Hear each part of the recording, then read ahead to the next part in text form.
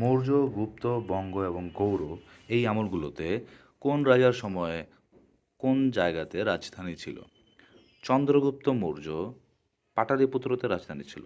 অশোক, যিনি যাকে কনস্ট্যান্টাইনও বলা হয়, উনার রাজধানী ছিল উনার আমলে পুণ্ড্রনগর। প্রথম চন্দ্রগুপ্ত মৌর্য, তিনি প্রতিষ্ঠাতা। কিসের প্রতিষ্ঠাতা? গুপ্ত বংশের প্রতিষ্ঠাতা কিন্তু প্রথম চন্দ্রগুপ্ত মৌর্য। গুপ্ত বংশের শ্রেষ্ঠ রাজা ছিলেন বা শাসক ছিলেন সমুদ্রগুপ্ত।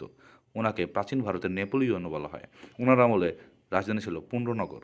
আর দ্বিতীয় চন্দ্রগুপ্ত, ওনাকে বলা হয় বিক্রমাদিত্য। ওনার টাইমে রাজধানী ছিল উড্ডয়নী। পরবর্তীতে গুপ্তর পর আমাদের জানি পাল আমল এসেছিলেন। এর মধ্যে বঙ্গ রাজ্য হয়েছিল, রাজধানী ছিল মহারাজ ধীরাজের আমলে। মহারাজ ধীরাজ কারা? মহারাজ ধীরাজ তিনটি শাসকদের একত্রে বলা হয় মহারাজ ধীরাজ। ওদের নাম কি? এক নাম্বার নাম হচ্ছে গোপচন্দ্র, ধর্মাদিত্য এবং সমাচার দেব। এই তিনজনকে একত্রে বলা হয় মহারাজ ধীরাজ। ওনাদের আমলে বঙ্গের রাজধানী ছিল নাম বঙ্গরাজ। শশাঙ্কের আমলে রাজধানী ছিল কর্ণসুবর্ণ, এটা আমরা জানি।